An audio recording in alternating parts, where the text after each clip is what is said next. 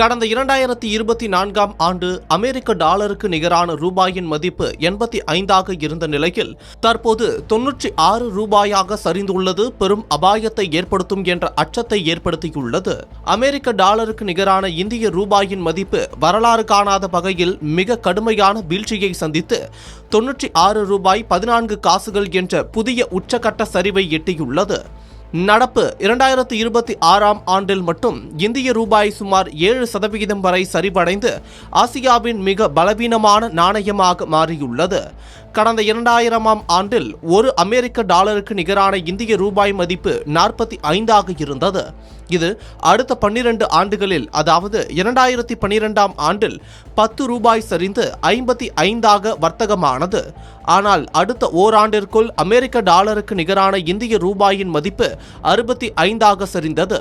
அடுத்த 7 ஆண்டுகளுக்கு பிறகு இந்திய ரூபாயின் மதிப்பு 75ஆக சரிந்து வர்த்தகமானது. கடந்த 2024ஆம் ஆண்டு அமெரிக்க டாலருக்கு நிகரான ரூபாயின் மதிப்பு 85ஆக இருந்த நிலையில் தற்போது 96 ரூபாயாக சரிந்துள்ளது. மத்திய கிழக்கில் நிலவும் போர் சூழலால் உலகளாவிய சந்தையில் பெரும் நிச்சயமற்ற தன்மை உருவாகியதும், சர்வதேச சந்தையில் கச்சா எண்ணெயின் விலை உயர்ந்தது போன்றவையே ரூபாய் மதிப்பு வீழ்ச்சிக்கான முக்கிய காரணங்களாக பார்க்கப்படுகிறது. கச்சா எண்ணெயின் விலை உயர்வால் இந்தியாவின் இறக்குமதி செலவு பன்மடங்கு அதிகரித்துள்ளது என்பது குறிப்பிடத்தக்கது. இது மட்டும் இல்லாமல் வெளிநாட்டு நிறுவன முதலீட்டாளர்கள் இந்திய பங்கு சந்தையில் இருந்து தங்கள் முதலீடுகளை தொடர்ந்து வேகமாக திரும்பி பெற்று வருகின்றனர். மேலும் சர்வதேச சந்தையில் அமெரிக்க டாலரின் மதிப்பு தொடர்ந்து வலுவடைந்து வருவதும், இந்தியாவின் அந்நிய செலவாணி கையிருப்பு குறைந்து வருவதும் கூடுதல் அழுத்தத்தை ஏற்படுத்தியுள்ளது.